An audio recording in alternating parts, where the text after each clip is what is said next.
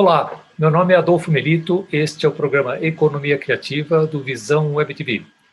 Visão Web TV é uma programação da Visão de Mercado, do Rogério Cabral, hoje com alcance nacional através da TV e também nas mídias sociais. O programa Economia Criativa, Descomplicando a Economia com Criatividade, tem trazido pautas que se referem à tecnologia, a empreendedorismo, a desenvolvimento de negócios e sempre tratando dos negócios que são iniciantes, particularmente os negócios de startups. E eu tenho o prazer hoje aqui de trazer para vocês uma entrevista extremamente importante que vai tratar exatamente desse cenário que envolve o acesso a crédito das micro, pequenas e médias empresas aqui no Brasil. E eu tenho o prazer aqui de receber hoje, para essa entrevista, o Marcelo Gotke. Marcelo, seja muito bem-vindo.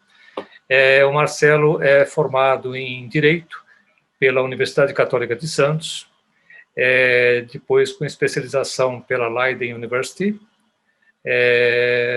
fez especializações também fora do país, na Columbia Law School e na IESE Business School. Atualmente está defendendo uma tese de doutorado sobre o tema que nós vamos tratar aqui, tanto na Tilburg University, que fica na Holanda, como também aqui na USP São Paulo. Então, Marcelo, seja muito bem-vindo, é um grande prazer estar com você aqui hoje. É nós que participamos juntos, né, de uma jornada importante aqui no ano de 2015 e 2016 para colocar de pé o crowdfunding de investimento visando exatamente essas micro, pequenas e médias empresas.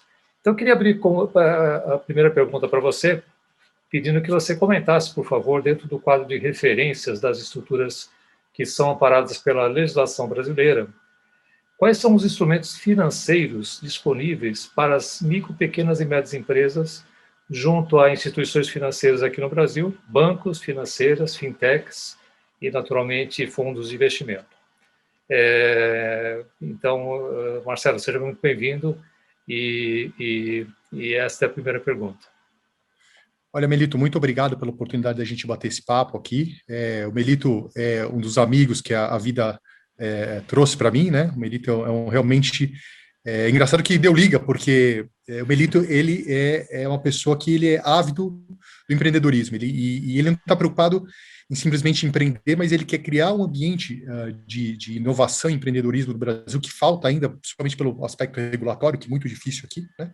Uhum. E ele é um guerreiro aí, né? Eu vejo que ele tenta de todos os jeitos de pavimentar um caminho com um número menor de buracos aí, para a gente poder empreender, né? Porque, afinal de contas, empreender, gerar riqueza e aumentar o conforto das famílias, né? Então, deu liga das nossas conversas sempre, então, uma grata surpresa que a vida me trouxe, e fico muito contente com o convite que você fez para mim. E como você sabe, Melito, você me conhece já, que o assunto empreendedorismo, no direito é um aspecto complicado, nosso direito não é muito propício para o empreendedorismo, mas a gente tenta, né, trabalhar com o que existe aí, né? E eu tento, pelo lado bem jurídico mesmo, tentar mostrar os problemas que existem e tentar trazer as soluções, inclusive por meio da pesquisa acadêmica, né? Então, estou muito, muito agradecido aí você me dar essa oportunidade para a gente debater isso. Mas vamos lá. Quais são os instrumentos que existem hoje para se tomar recursos nas instituições financeiras? Sob viés estritamente jurídico, os bancos gostam. Assim, o banco pode fazer um chamado contrato de mútuo, né, um contrato de empréstimo, tá? E a pessoa vai lá, o nome da empresa dele, vai lá, assina um contrato de mútuo, né? Esse contrato de mútuo, ele tem a seguinte característica: se por acaso o devedor deixar de pagar, o banco vai ter que entrar com ação de cobrança para exigir o pagamento de volta daquele valor. Só que essa ação de cobrança ela pode demorar uns anos para ser processada, para ser julgada, está sujeita a recurso, etc. Uma modalidade que seria um pouco mais célere seria, por exemplo, o banco pegar uma nota promissória do tomador, né? E muitas vezes, atrelado ao contrato de mútuo, está atrelado uma nota promissória. Só que começaram a contestar a utilização da nota promissória, porque a nota promissória é chamada título de crédito. Você sabe, né, Melito? Então, aquele título, assim como o cheque, a duplicata, a letra de câmbio e inúmeras outras, né? A nota promissória, que era o que normalmente se utilizava, é uma declaração, na forma de um título de crédito, que a pessoa deve tanto. Então, se a pessoa não paga, o banco simplesmente vai lá e entra com uma ação de execução daquela nota promissória. Mas aí surgiu uma tese jurídica para dizer, olha, essa nota promissória, que teria a sua circularidade, ou, né, a possibilidade dela circular amplamente, sem restrição, ela não é bem assim, ela perdeu essa característica, né? Aquilo que está escrito lá não é bem exatamente o que foi tomado. Às vezes, a nota promissória assinada de graça entregue para o banco, quando não recebe, preencher e executar. Então começaram a contestar a utilização disso, os bancos começaram a perder essas ações, e aí fizeram uma reforma legislativa para criar a chamada CCB, a Cédula de Crédito Bancário. E a Cédula de Crédito Bancário, ela é curiosa, porque a hora que você lê a Cédula de Crédito Bancário, você fala, isso aqui é um contrato, né? Ela tem cara de contrato. Então, e um contrato de mútuo, por exemplo, que eu falei que teria que entrar com uma ação que demora vários anos, e que quando eu uso a nota promissória, eu pulo a fase do chamado processo de conhecimento, que tem que primeiro o juiz condenar, pagar, para depois começar a executar de verdade, a nota promissória pula essa fase, né, que tem que condenar. Só que, de um lado, o contrato completo está sujeito a esse processo demorado. Do outro, a nota promissória era contestada. Além disso, outro problema da nota promissória é que ela não admite cláusula de juros, ela não admite um monte de coisa que o contrato admite. Então não tinha um instrumento que juntava o melhor dos dois mundos. Então aí foi aprovada uma lei que ela permitiu a emissão da chamada CCB, a Cédula de Crédito Bancário, que se você olha para ela, ela tem cara de contrato, mas função de título de crédito. Então ela junta o melhor dos dois. E aí se a parte tomadora deixa de pagar, eu já vou direto para a execução. Eu não entro com um processo de conhecimento antes. Okay. Então, isso que acaba sendo o instrumento mais utilizado por banco hoje. É a queridinha dos bancos, tá? Que é a chamada cédula de crédito bancário. Né? Então, isso falando no mercado bancário. Inclusive, pode ter atrelado uma garantia, tá? Mesmo ela sendo um título de crédito, eu posso atrelar garantia, essa CCB, e normalmente tem uma garantia atrelada, na forma de, por exemplo, uma hipoteca, de um penhor, ou a garantia que é a queridinha dos bancos também, porque tem uma execução facilitada, né, que é a chamada alienação fiduciária. Né? Então, são dois instrumentos bastante modernos que permitem, de um lado, a cobrança um pouco mais rápida, apesar que a justiça brasileira nada acontece rapidamente, impossível. Apesar que agora na pandemia, curiosamente, melhorou, tá? Que agora as coisas parecem dar uma acelerada. Mas, então, de um lado, a gente tem um instrumento que permite a execução um pouco mais rapidamente, e do outro, a garantia da alienação fiduciária, que também facilita. Né? Agora, existem instrumentos que extrapolam o mercado bancário. A gente tem os instrumentos do mercado de capitais, né? E você, inclusive, que é dono de uma plataforma de crowdfunding, sabe que existe o chamado contrato de investimento coletivo, né? O contrato de investimento coletivo, ele é muito utilizado, mas não pode esquecer que ele é um instrumento de mercado de capitais, tá? Ele está previsto na Lei 6385, que é a lei que regula o mercado de capitais, a lei que criou a chamada CVM, a Comissão de Valores Mobiliários, que é a agência reguladora do mercado de capitais, né? E esse contrato de investimento coletivo, a Lei 6385 é da década de 70, ela é um pouquinho antes da Lei das SA, é do ano de 1976. Mas essa lei foi reformada lá em 2001 para criar esse título chamado contrato de investimento coletivo. E o que é o contrato de investimento coletivo?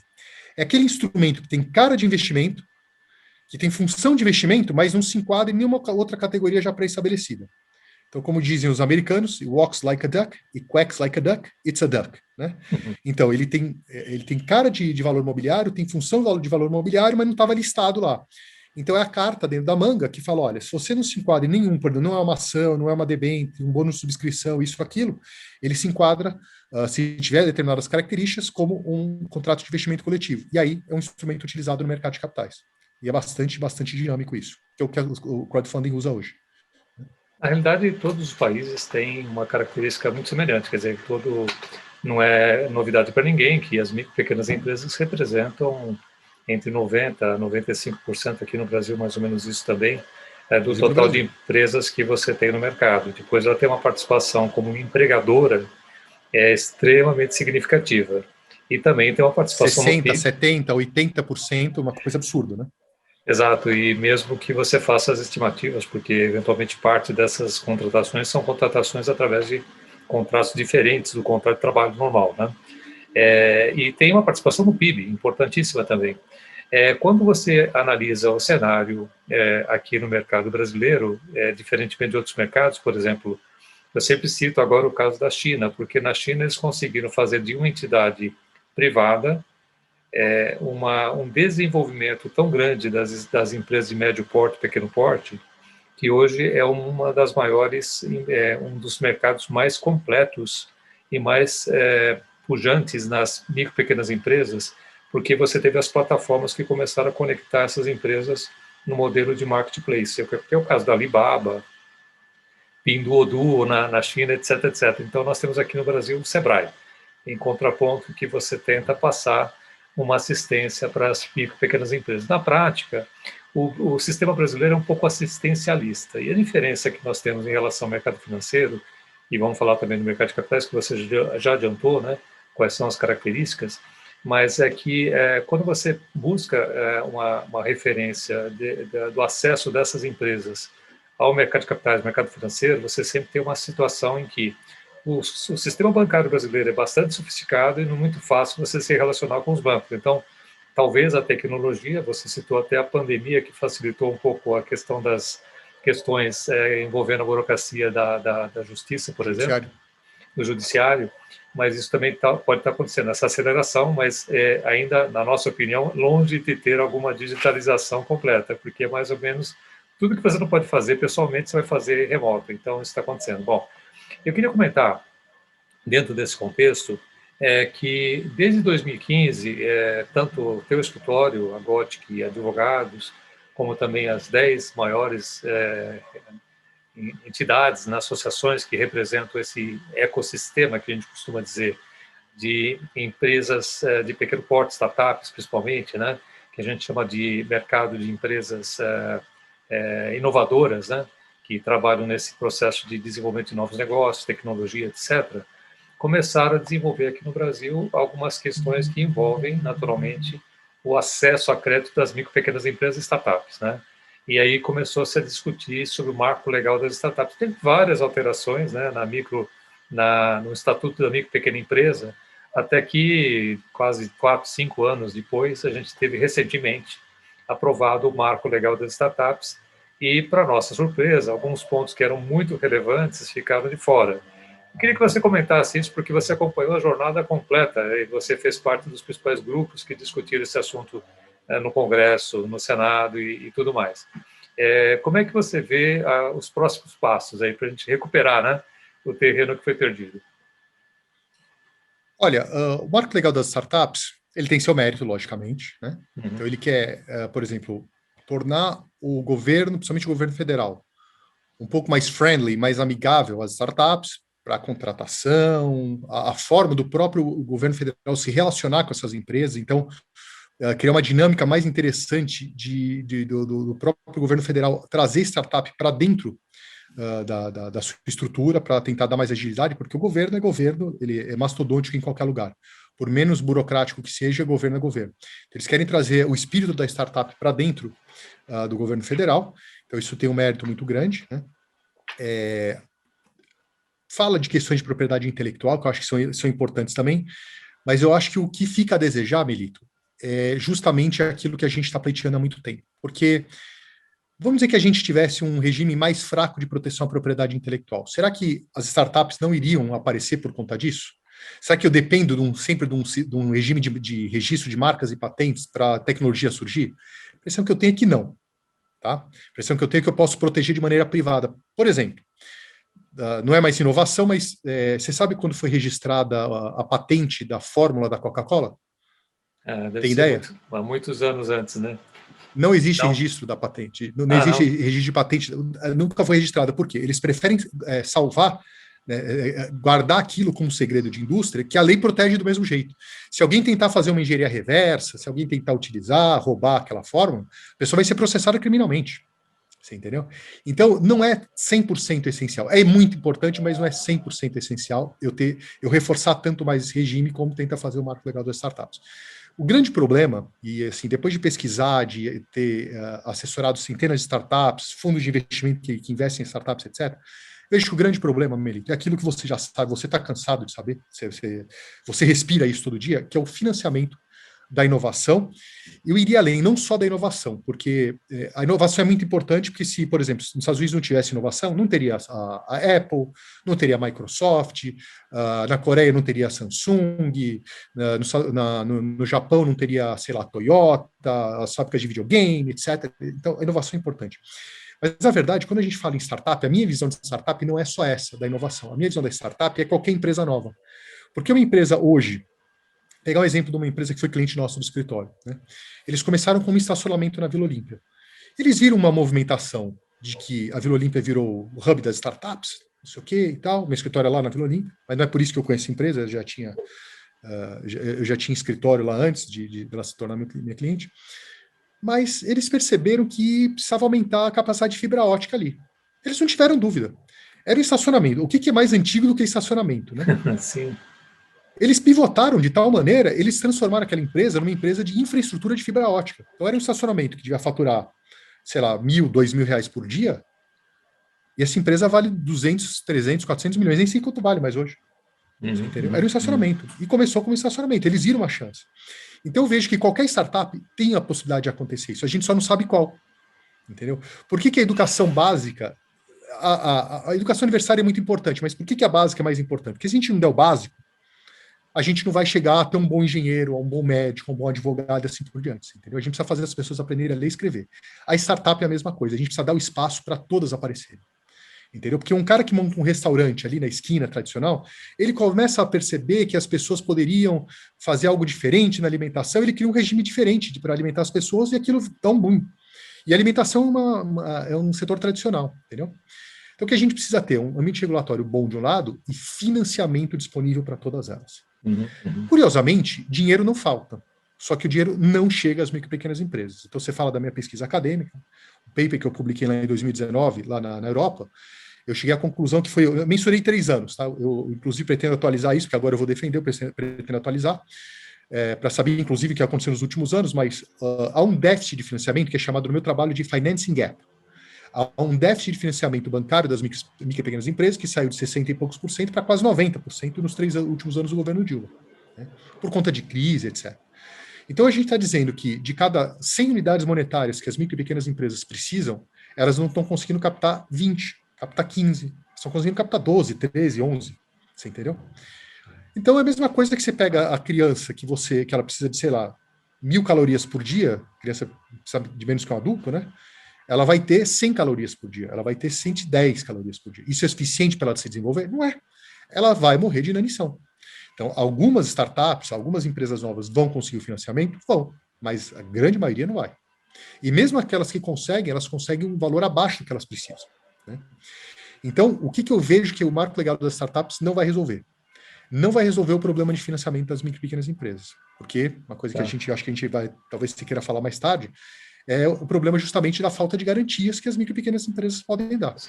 Recentemente, eu fui convidado a participar, como eu estudei na Colômbia, lá que eu fiz um mestrado lá na Colômbia, em Nova York, eu fui convidado a participar do Columbia Angels. Na verdade, eu meio que me candidatei porque me interessa muito o ambiente da inovação, e aí casou a minha vontade com o convite que foi feito, e eu estou participando lá do grupo que origina deals, né?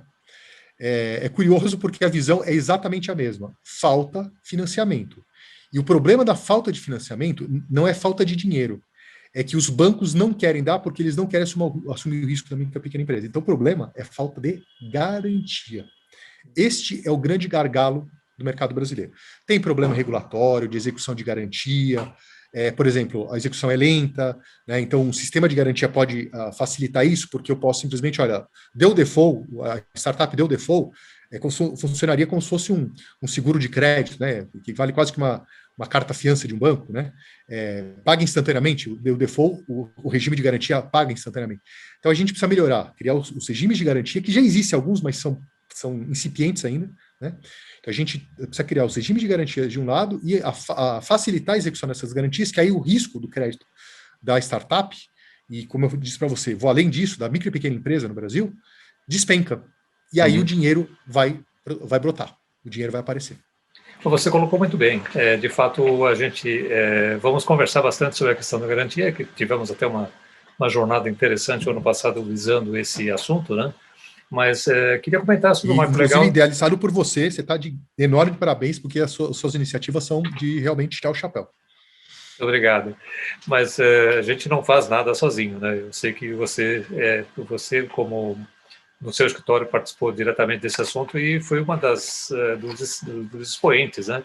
E a gente vai falar um pouquinho sobre isso, porque tem a ver com aquilo que você está defendendo, a sua tese, né, de mestrado que está sendo apresentada lá fora.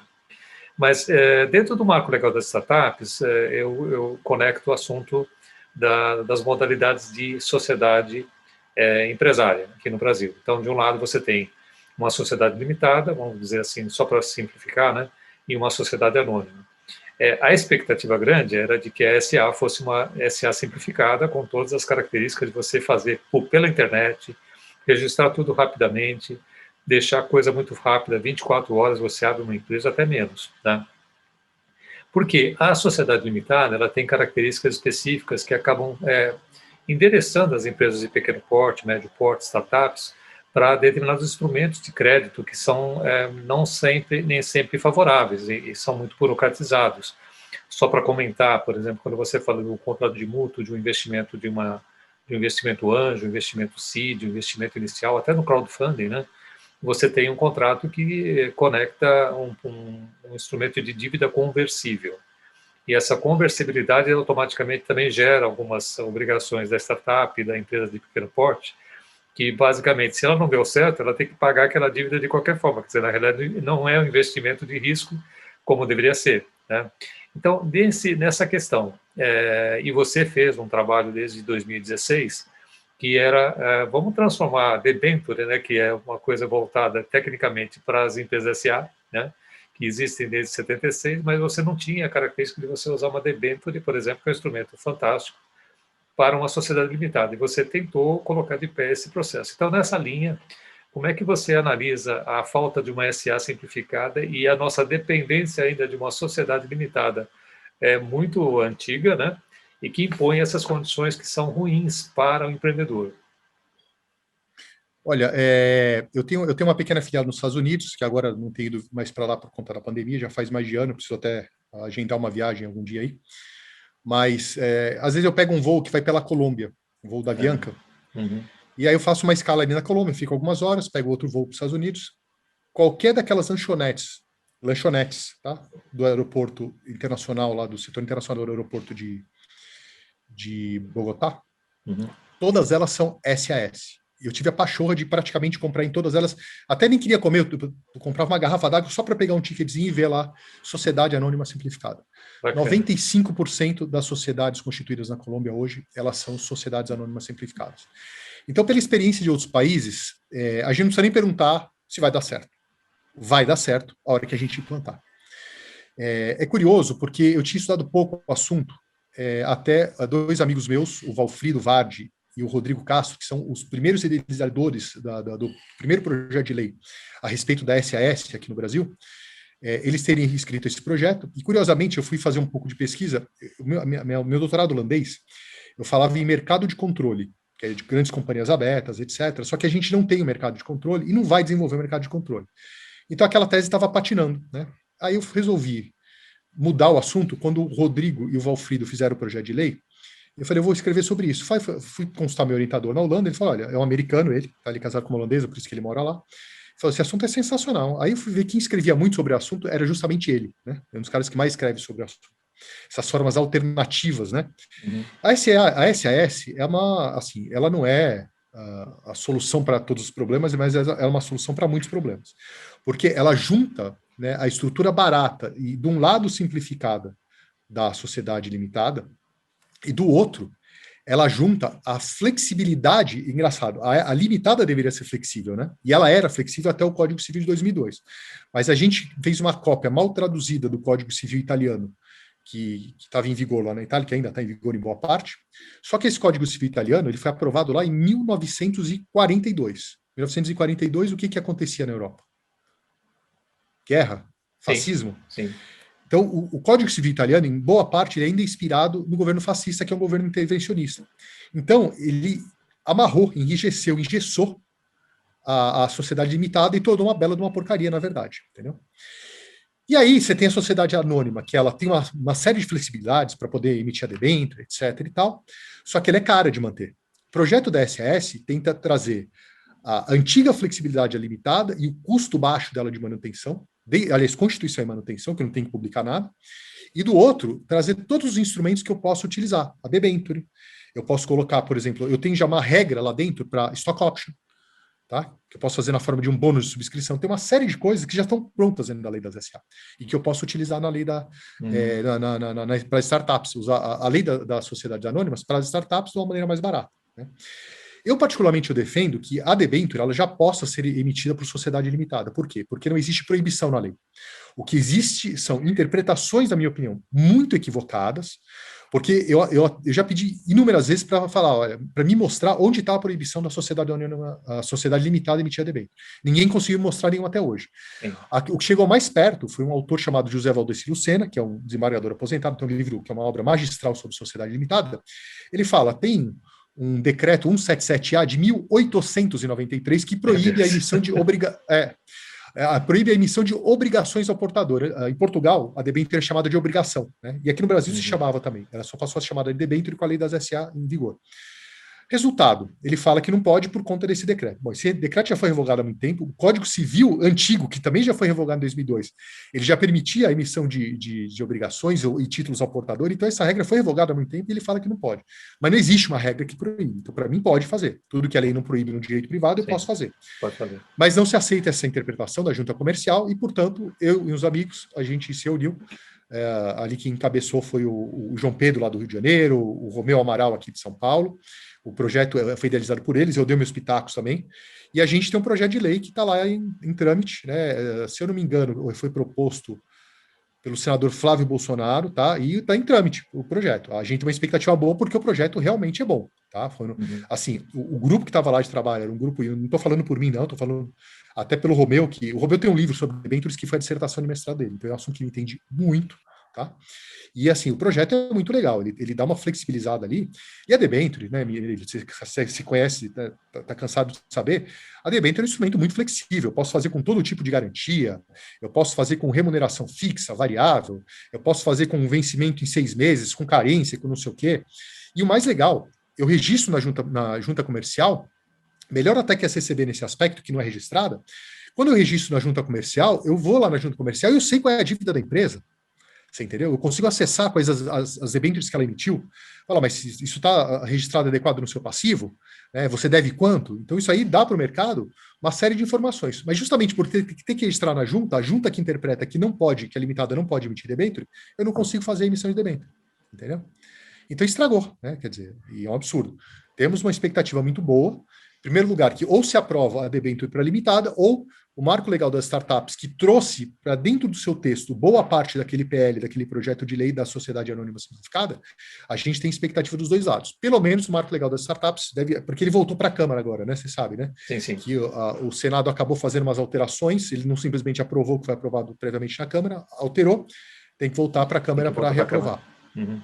Então, a nossa expectativa é que aprove, e a SAS, a Sociedade Anônima Simplificada, foi praticamente toda colocada dentro do marco legal das startups. Então, a nossa expectativa é que isso flexibilize bastante. Acontecendo isso, que vai acontecer é que tanto a sociedade limitada e quanto a sociedade anônima tradicional, né, a plena, elas vão dar uma definhada, e boa parte das empresas serão sociedades anônimas simplificadas.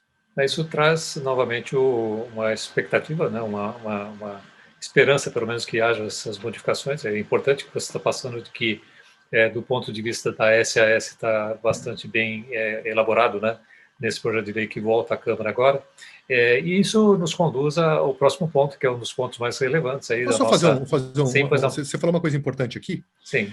Quando o Rodrigo e o Valfrido, eles, ao invés de escrever uma lei só para a SAS, eles tiveram uma sacada de gênio. Tem um artigo na lei das SA que fala, agora ele mudou, mas ele falava que a sociedade anônima, com até 10 acionistas e um PL de até R$1 milhão, que já vinha sendo atualizado, a lei inicialmente era de 76, não tinha real em 76, né? Então a lei vinha sendo atualizada. Ela não precisa fazer determinadas publicações. Eles pegaram aquilo e falaram, e se a gente tirar o 294 e colocar outros 8 artigos lá dentro? Então, 294, A, B, C e assim por diante. Né? E aí eles criaram um regime dentro da lei das SA. Foi uma sacada brilhante. Porque aí eu aproveito... Não, absolutamente brilhante. Eu aproveito todo o resto do regime jurídico das SA para a sociedade anônima simplificada, sem acabar com a SA, pelo menos no papel, né? E eu utilizo todo o resto. Então foi uma coisa muito bem feita, diferente de outros países. Tá? Eles realmente tirar o chapéu para eles também. E como você falou, tem que tirar o chapéu até porque para conhecer todos esses detalhes aí você retroagir numa lei antiga, né? Essa é bem uma bela de uma sacada. Mas isso remete à questão que envolve naturalmente a sua defesa da tese de doutorado, né?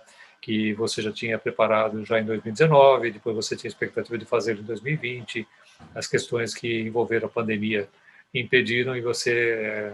O ano passado, eu vou contar rapidamente aqui, nós fomos convidados como associação, né, pela Crowd Invest, para participar de um grupo que estava discutindo em março do ano passado, no BNDES, as perspectivas de fazer alguma coisa em conjunto usando o crowdfunding. E nós aproveitamos essa deixa para poder colocar algumas premissas e algumas solicitações do setor, que envolvia basicamente a possibilidade de você fazer o crowdfunding de investimento, como sendo dívida, né? E ter, de alguma forma, essa introdução da mágica do mecanismo da garantia. Porque, exatamente como você disse, o mecanismo de garantia existe em alguns outros países, você vai comentar depois, e que a gente poderia muito bem ter alguma coisa semelhante aqui no Brasil. Até tem alguns fundos, mas como os fundos são dirigidos e coordenados por bancos, automaticamente eles atendem mais o interesse do banco do que propriamente das micro e pequenas empresas. Nós tentamos, né, tanto com o SEBRAE, como o BNDES, como através de federações, e a gente não conseguiu evoluir nesse assunto. Tentamos de maneira até bastante enfática, né? Mas existe a perspectiva, que talvez a gente venha até a fazer no primeiro momento aqui, porque você tem um orientador da tua tese de mestrado na Tilburg University da Holanda, que chegou a fazer algumas conferências aqui para a gente poder preparar o jogo e fazer uma live aqui no Brasil, um webinar, etc., etc., que poderia ser feito até a qualquer momento. Isso parece muito interessante, porque trazer para que todo mundo conheça, no governo atual, você citou aí esse projeto de lei do Senado, do Flávio Bolsonaro, a gente conhece, sabe realmente que é muito bom, e a gente fala, ok, temos uma alternativa aqui, caso o marco legal não saia adequado, você já tem uma alternativa. Essas coisas são bem típicas aqui do Brasil, né? Você tem uma competição dos projetos.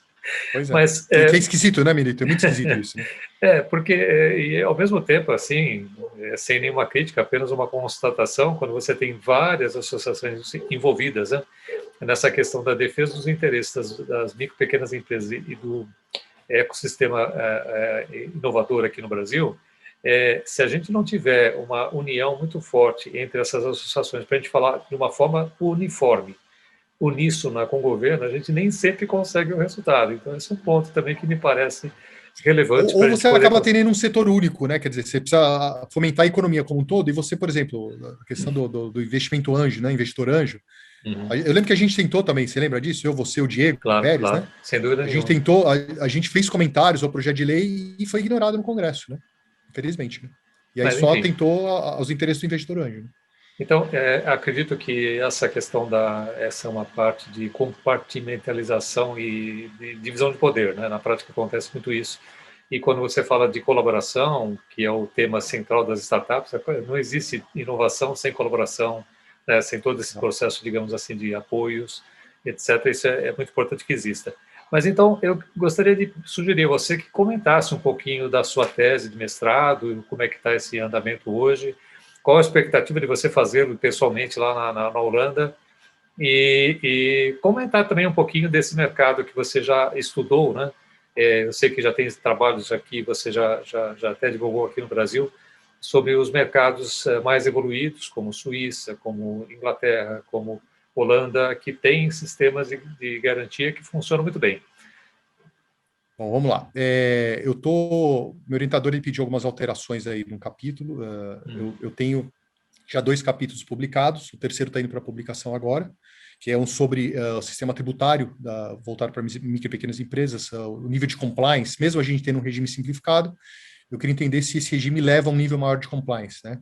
Uhum. E a conclusão que eu cheguei é que ele leva, né, apesar de o governo, em tese, abrir mão de receita, né? E aí tem gente que defende de um lado, tem gente que defende do outro, mas a queda de receita é compensada, a queda de receita instantânea é compensada por um aumento na atividade econômica. Então tem visões diferentes aí, né? Esse capítulo está pronto, e eu tenho 2 que estão prontos aí para estou aguardando a aprovação para poder defender. Vamos ver. Eu acho que ele vai pedir mais umas pequenas alterações aí. Um deles que trata sobre a estrutura típica da sociedade brasileira, a sociedade empresária brasileira. né, sob viés societário mesmo, então eu coletei uns dados junto ao DRE em Brasília, e curiosamente eu queria tentar fazer uma pesquisa que pegasse um pouco de cada estado. Aí o pessoal do DRE falou o seguinte, mas você quer como que eu vou dizer, os dados mais representativos do Brasil? Eu falei, quero. Então você vai olhar só para o estado de São Paulo, porque 50% das empresas registradas no Brasil estão no estado de São Paulo. Eu não sabia disso. Né? Então, se você quer ver a estrutura típica que se adota no Brasil, vai para o estado de São Paulo, e aí é isso que eu adotei. Eu estou aguardando justamente a aprovação disso para ver se esse universo que eu usei, ele pode representar o Brasil como um todo. Né? Inicialmente, meu orientador falou que sim, vamos ver o que ele vai dizer agora. Né? E o outro capítulo é sobre o mercado de capitais e as micro e pequenas empresas, né? Que a gente tem aí mercado de capitais stricto sensu, que é aquilo que é chamado, né, de crowdfunding, né, que é a única opção que existe hoje para as micro e pequenas empresas. A lei trata, a regulamentação da CVM tem outra possibilidade, mas o que se utiliza hoje, basicamente, no mercado de capitais é o crowdfunding. O meu orientador pediu para trazer também informações sobre marketplace lending. Lending no marketplace não representa essencialmente mercado de capitais, mas ele falou, olha, eu entendo que tecnicamente eles são diferentes, mas eles vão financiar a empresa do mesmo jeito e para suprir um gap que o banco não é capaz de suprir, ou não quer, ou falta garantia, aquilo que a gente já discutiu. Né? Então, acho que você pode tratar disso também. Então, preparei isso. Estou aguardando nos comentários para eu poder defender agora. Agora, com a pandemia, é tudo mais difícil. Né? Ano passado, eu fui com pandemia. Eu fui 4 vezes para a Holanda, eu tenho escritório em Portugal também, então eu ia para Portugal e passava mais algumas semanas na Holanda. Estou na expectativa de ir de novo, e estando lá sempre fica mais fácil conversar com ele, né? Mas a pandemia atrapalhou um pouco, infelizmente. Né? E qual que era a sua outra pergunta que você tinha feito, Melito? Alguns exemplos que eventualmente já foram citados nessa área, né, em alguns países, como Inglaterra, Suíça, Holanda. Eu vou pegar para você, acho que exemplos até mais interessantes que Suíça e a Inglaterra, é o seguinte. A Holanda, pela proximidade que eu tenho, a Holanda é um país que fomenta, que tem esse regime de garantia para micro e pequenas empresas, e só dar um passo atrás, a garantia, em tese, ela vai servir sempre para beneficiar, em primeiro lugar, o tomador, e, em segundo lugar, o agente financiador. Né? Então, o tomador, ele pega dinheiro, então é o primeiro beneficiado com isso, o segundo beneficiado é o agente que, se por acaso o tomador deixar de pagar, o agente financiador, ele não vai deixar de receber. Né? Isso, então, em tese, pode gerar uma conta aí para o Estado. Né? Mas será que essa conta que vai para o Estado ela é desproporcional ao benefício que vai ser trazido? Já se sabe que ele não é desproporcional. Na verdade, ele é sempre... O ganho para a economia como um todo é sempre maior do que o custo que vai ter para a sociedade. E detalhe, a gente não está pedindo para o Estado financiar, que eu acho muito interessante. Porque o Estado, em tese, pode emitir moeda, né? A gente sabe que é fácil emitir moeda e gerar inflação. Mas, ao invés de fazer isso, não é melhor o mercado tentar criar a solução para isso, desde que, logicamente, eu não crio um risco sistêmico nesse mercado? Empréstimo para micro e pequena empresa é empréstimo menor, singelo. Né? A gente está falando de, às vezes, sei lá, um microcrédito, 10, 20 mil reais para a moça lá na comunidade começar a fazer brigadeiro, coxinha, para ela começar a fazer bordado, ou de repente 100 mil, 200 mil, 1 milhão, para uma empresa que seja um pouquinho mais robusta, mas ainda startup do mesmo jeito. Né? Qual que é o risco que o Estado corre para emprestar 10 mil, 1 milhão e ele ser garantidor? Né? É um risco muito pequeno. A gente não está falando do Estado financiar ele a chance de perder tudo. Não. A gente sabe que de 99% dos empréstimos tomados, né, praticamente todos vão ser pagos, de 100% dos empréstimos tomados, 99% vão ser pagos, 1%, 2% ou até 3% não vão, mas não é significativo, e o benefício que isso vai trazer para a economia com a geração de emprego. Você imagina numa comunidade, e você sabe que as comunidades brasileiras têm concentração de pessoas negras. Eu trabalho com um colega de faculdade, ele tem um projeto lá para a Baixada Santista, que é um projeto sensacional, que está até um pouco emperrado por conta da pandemia, mas ele quer financiar, e ele, por ser negro, ele quer financiar famílias negras. É um projeto que é sensacional, a coisa mais linda do mundo. Né?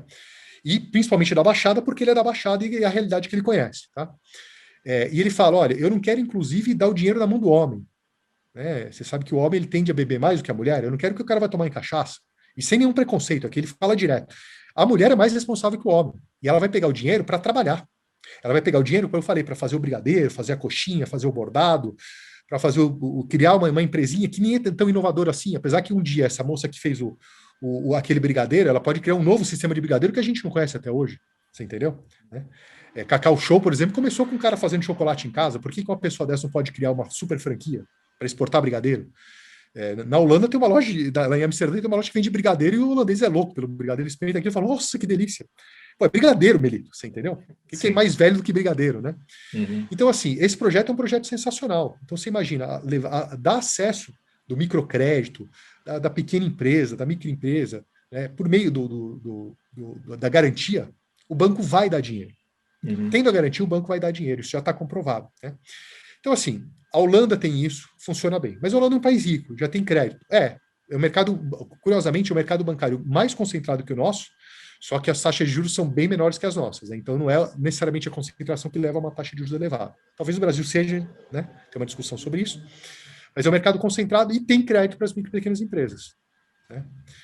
Por quê? Porque tem garantia. Então, eu gosto de falar da Holanda porque a Holanda é um país que eu conheço bem, que eu estou sempre lá. Doutorado, fiz mestrado, estou para abrir um escritório lá cá entre nós, quero muito que esse projeto dê certo. Né? Mas, outros países, um que certamente é o paradigma, né, são os Estados Unidos. Tá?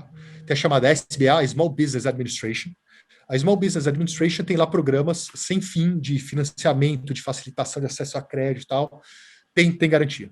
Tá? Nem todo mundo consegue, mas tem garantia a rodo.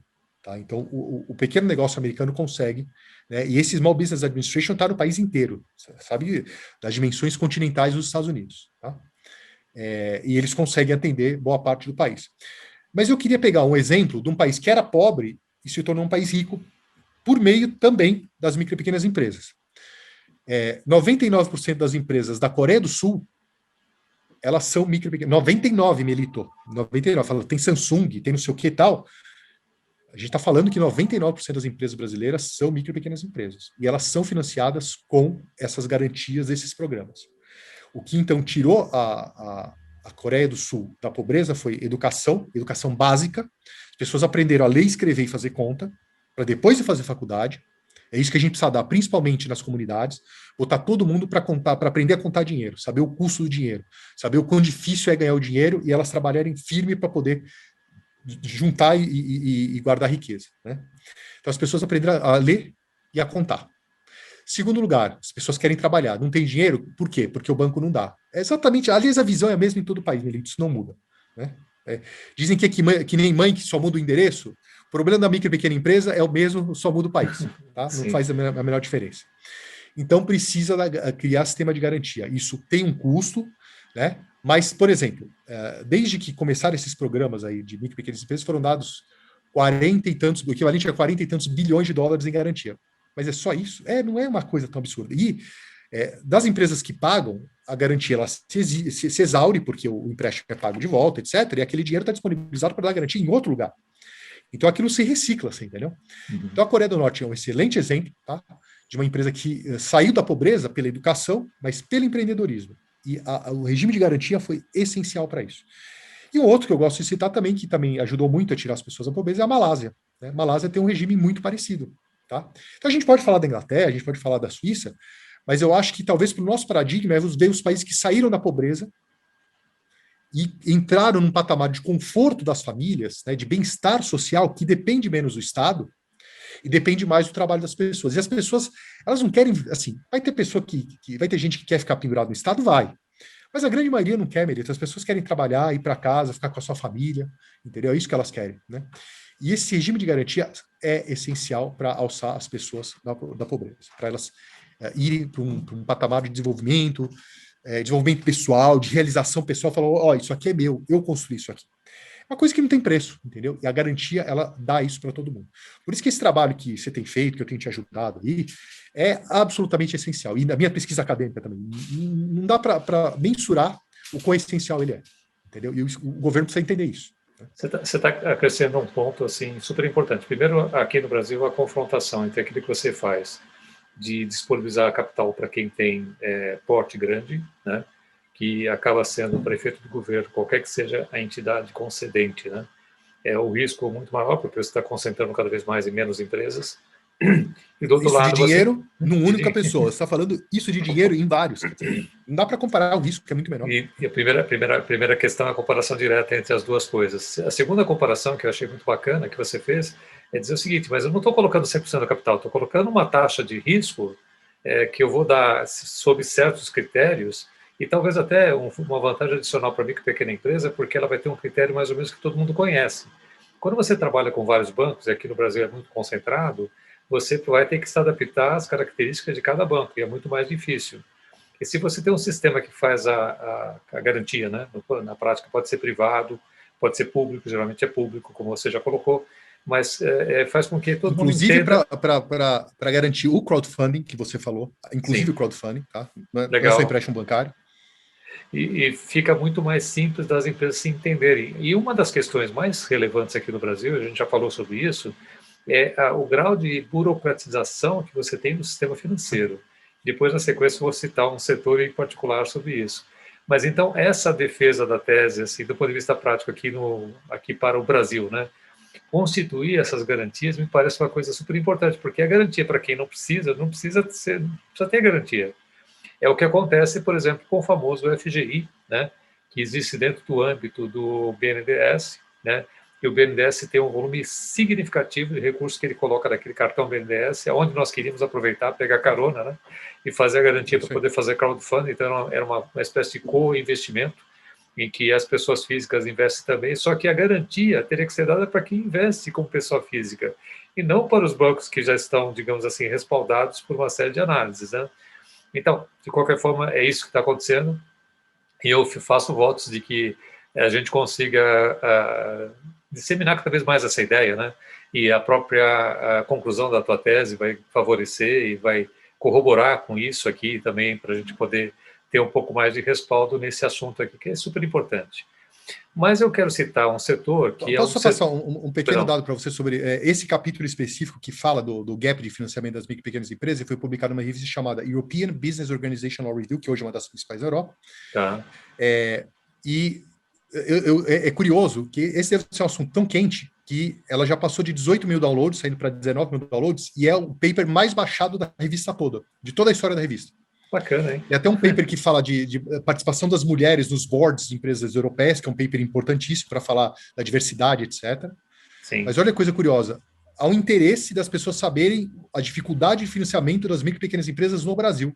Eu não consigo saber de onde vem essa. Eu fiquei muito surpreso que faz um mês e meio, mais ou menos, que o meu se tornou o paper mais baixado lá. Você vê que há um interesse disso, né? Mesmo em relação ao Brasil. Sensacional. Estamos fazendo história aqui, Marcelo. Tá vendo só? Muito, muito bom. Mas eu quero, nós estamos caminhando basicamente para o nosso encerramento da entrevista. Eu queria citar, né, esse segmento que eu comentei com você, porque, assim, do ponto de vista prático, hoje você tem um mercado que ele é bastante, ele responde a expectativas, né? Especialmente o setor imobiliário, que eu me refiro, né? Nós não temos as estatísticas precisas, mas, assim, de maneira geral, considerando os sindicatos, todo o trade desse mercado de construção, você tem aqui a seguinte situação: você tem muitas empresas, isso também faz parte do objeto do crowdfunding, porque tem o crowdfunding imobiliário, né, que de alguma forma ficou bastante limitado pelas restrições colocadas pela CVM, que a gente agora tenta levantar, que é você limitar o grupo econômico que participa, né? E aí você basicamente depende do mercado financeiro. E o crowdfunding também depende do mercado financeiro através das CCBs. Mas o que está acontecendo é que 70% das construções imobiliárias depende de médias empresas do segmento de construção e incorporação. E a disponibilidade de crédito para esse segmento é muito limitada, seja pelo mercado financeiro, seja pelo mercado de bancos, pelas financeiras, pelo mercado de capitais, através de fundos, através de CRIs, e as próprias organizações, para você poder fazer o funding aqui, são organizações também custosas, né? Em geral, tem essa característica também. Então, e quando você fala de alguma coisa que está construindo um bem, né? Por exemplo, se você fala assim, bom, qual que é a disponibilidade de crédito para quem compra veículos? É total. Qual é a disponibilidade de crédito para quem compra veículos? Também total. Quando você fala assim, qual é a disponibilidade de crédito para quem compra residências, apartamentos, imóveis, etc. É assim, super, super forte aqui no Brasil, em todos os sentidos. Só que você não tem o financiamento principal, que é para você fazer o produto, que é exatamente a construtora e incorporadora que demanda isso. Então, é assim, é um outro segmento que já está num patamar um pouco mais alto, né? Mas as empresas médias são aquelas que faturam 50, 60, 100 milhões de reais por ano, e elas não têm essa possibilidade. E você está falando de coisas que envolvem um bem real, né? Ou seja, o terreno, ou seja, a parte da construção, etc, etc. E é tudo muito demorado, né? E também acho que esse segmento poderia ser contemplado por alguma coisa que fosse uma garantia, um instrumento de crédito, que você tivesse uma avaliação de performance da construtora e alguns outros fatores que permitissem você fazer esse tipo de funding.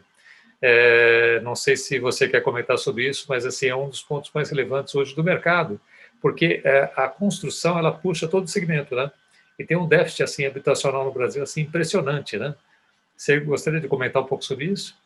Claro, assim, é um setor muito importante. Na verdade, o setor imobiliário é importante em qualquer economia. Nos países envolvidos, setor importantíssimo, porque existe um déficit habitacional em qualquer país, mas ele é bem menor nos países envolvidos, e aí falando não só Estados Unidos e Europa, mas na Ásia também, né? Tá. E é um setor que emprega muito, então ele, de novo, assim como as micro e pequenas empresas, que representam aí praticamente 30% do PIB, né? E geram muito emprego, tem país que o setor de micro e pequenas empresas representa 60% dos empregos, né? Uhum. O setor imobiliário representa muito emprego também. E detalhe, como os ciclos do setor imobiliário eles são longos, que nem você falou, ele é contracíclico na economia. Quando a economia não está muito bem, eu devo jogar dinheiro no setor imobiliário para empurrar de novo, gerar emprego, e é um ciclo de longo prazo. Então ele pode ajudar e instantaneamente começa a gerar emprego. Né? Em vez de imprimir dinheiro para fazer políticas keynesianas, eu posso investir no setor imobiliário. Né? E o detalhe é que, às vezes, tem uma queda no valor dos imóveis, pode criar uma bolha especulativa, etc. Mas você sabe que, no longo prazo, essas bolhas elas estouram e o valor dos imóveis se recompõe muito rapidamente. Né? Até naquela crise Sim. de 2008 nos Estados Unidos, os imóveis hoje estão em valores, em patamares acima do que antes da crise, né? Que estavam em patamares muito elevados. Né? Eu acho que realmente a gente precisa, existem instrumentos no mercado de capitais, etc., mas são instrumentos difíceis. Eu trabalho com isso lá no escritório, a gente faz CRI, faz securitização, etc., e a gente vê que não está disponível para todo mundo. E existem determinadas caixinhas que tem que se enquadrar naquela caixinha. Olha, ou você faz desse jeito, pro soluto, pro sovento, sim, não sei o que tal, se não se enquadra, o mercado não compra o seu crédito. E aí você tem uma dificuldade de financiamento. Né? E aí, e detalhe, né? A garantia que pode ser dada de um lado, ela pode ser compensada pelo outro lado a hora que o imóvel estiver pronto, porque o imóvel está lá. O imóvel você não põe em cima do caminhão e desaparece, que nem você faz com o carro, ou você sai dirigindo, né? Você não tira o prédio do chão, Melito, entendeu? Então é uma garantia boa. Né? Então precisa realmente criar um regime de facilitar, ou para facilitar, o financiamento imobiliário, sim. É um setor muito importante em qualquer país, não é só aqui. Então, é um setor tradicionalíssimo, mas que gera muito emprego, que gera muita renda, e que, do outro lado, dá um conforto da pessoa que adquire o imóvel, que fala, essa casa é minha. Aquela sensação, olha, eu tenho um lugar para ir, e não é alugado. Logicamente, nem todo mundo vai ter casa própria, não. Mas a gente vai aumentar o número de pessoas com casa própria. Né? Então, esse déficit habitacional vai ser resolvido pelo mercado por meio de um regime de garantia. Isso pode ajudar muito também. Tá? E o regime de garantia, nesse caso, já tem, digamos assim, perspectivas muito mais sólidas, né? Porque tem um terreno, porque você tem a performance da construtora que vai entregar de fato naquele prazo, automaticamente o fluxo de dinheiro vai fluir naquele cronograma, né? E assim, é como se fosse uma garantia a existir, mas ela vai estar lá, né? Ela vai estar lá. Vai. Na verdade, assim, o terreno já está lá, né? Então, uma parte dessa garantia, porque assim, o dinheiro vai sendo liberado aos poucos. Conforme vai sendo liberado o dinheiro, a garantia vai sendo ampliada. Então, agora você fez a fundação tem valor. Parou de construir, vai vender aquilo tem valor. Aí construiu, sei lá, a garagem. Aí construiu o primeiro andar. Tudo isso tem valor, mesmo que você não tenha terminado a obra, entendeu? Então, a garantia vai sendo criada aos poucos. Isso é um negócio legal. Bacana, esse é outro fator aí que me parece relevante para a gente poder colocar de pé, até o crowdfunding, né, para imobiliário. Seria extremamente valioso se a gente conseguisse, junto à CVM, eliminar esse limite do grupo econômico que, de alguma forma, não faz muito sentido. Bom, Marcelo, eu quero agradecer muitíssimo aqui. Nós estamos encerrando, chegando ao final da nossa entrevista. Passou rápido, hein, Melito? Passou bastante rápido. A gente está uma hora falando, né? Eu acredito que sim, Nossa, eu queria é bom, né? super agradecer a sua presença aqui, Marcelo Gotti, que é especialista nessa área de direito, que envolve a parte financeira, a parte de contratos, a parte de garantias, está defendendo uma tese importante, né, que está sendo usada como referência aqui no Brasil para a gente começar a conseguir mudar esse ambiente regulatório, né, para poder favorecer as micro, pequenas empresas, as médias empresas, as startups, né? E eu desejo muito sucesso a você na defesa da sua tese, que isso aconteça rapidamente, que a gente possa voltar aqui para contar um pouco como é que foi, né? E vamos continuar lutando juntos aqui para poder conseguir melhorar esse ambiente de negócios aqui para as micro, pequenas empresas e médias empresas e também startups. E eu deixo para você, então, as suas despedidas finais aqui para a nossa audiência, o seu recado e as suas recomendações que você queira usar esse nosso espaço aqui para passar o teu recado. Claro. Bom, em primeiro lugar, agradecer o convite, um grande prazer. O Melito é um caro amigo, né? Vamos continuar trabalhando em conjunto aí, Melito, você pode contar comigo, você sabe que Muito você precisa na parte técnica de estudo, tá? Sempre é só mandar um WhatsApp que na hora lá a gente já marca para conversar. Obrigado pelo espaço aqui, é um assunto que realmente sempre, né, meus olhos brilham quando eu falo disso, né? E se alguém quiser entrar em contato, também fique à vontade para falar sobre o assunto, estou aqui à disposição. Muito obrigado pelo tempo e se quiser marcar de novo também, realmente, olha, passou uma hora aqui, não, juro por Deus, parece que passou 15 minutos só, né? Tá Foi espetacular. Você quer deixar um e-mail, alguma comunicação que possa ser acessível para você? Claro, meu WhatsApp é 011 98377 5436, então 011 98377 5436, e o meu e-mail é marcelo@godke, que é meu sobrenome, G, né? Gato, ovo, dado, que bom, e Ernesto, GODKE.LAW, de ló, né, direito, tá bom? Então, é marcelo@godke.law. Tá bom? Quem quiser entrar em Maravilha, contato. Marcelo. Muito obrigado. Obrigado, até a próxima, um grande abraço. Grande abraço, tchau, tchau.